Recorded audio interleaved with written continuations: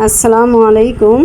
আমি আজকে চিড়া দিয়ে ফ্রাইড রাইস করে দেখাবো নতুন স্বাদের। দেখেন, আমি প্রথমে এই চিড়াগুলো নিয়ে নিলাম।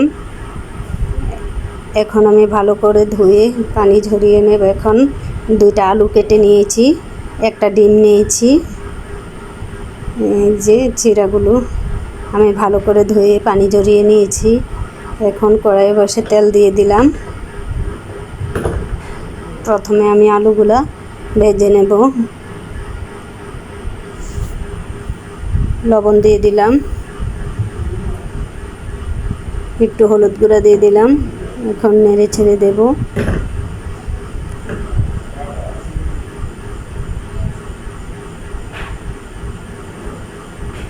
এই যে আমার আলুগুলা হয়ে আসছে, এখন আমি উঠিয়ে নিচ্ছি।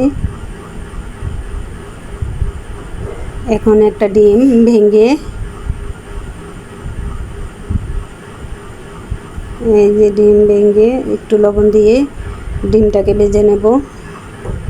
এই যে ডিমটা জোড়া করে নিয়েছি, এখন আমি ডিমটা উঠিয়ে নেব।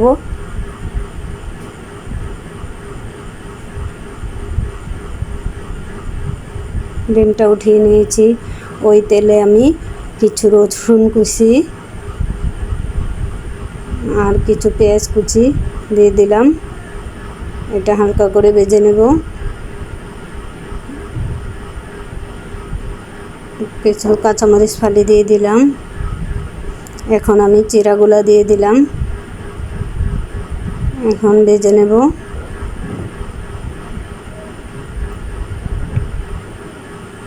কিছু লবণ দিয়ে দিলাম, একটা ম্যাগি মশলা দিয়ে দিলাম, অল্প একটু সয়া সস দিয়ে দিচ্ছি। এই যে এখন ভালো করে নেড়ে নেব। এখন আমি আলু ভাজা আর ডিম ভাজাটা দিয়ে দিচ্ছি।